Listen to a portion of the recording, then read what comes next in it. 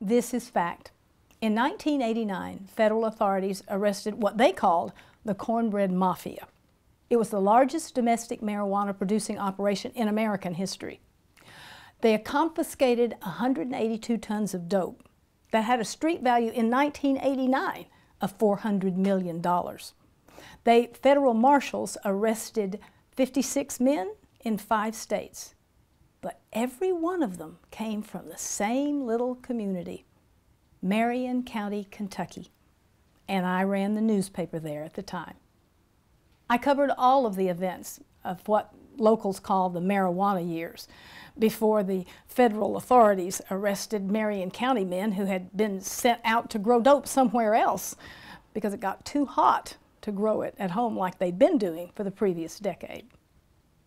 I tramped along behind Kentucky State Police detectives who'd gotten a tip on a hot, sticky August afternoon that there was a marijuana patch in the woods.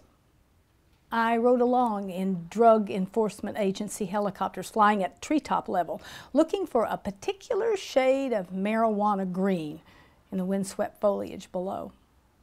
I sat through dope trials where prosecutors couldn't get a conviction because the jury pool was tainted.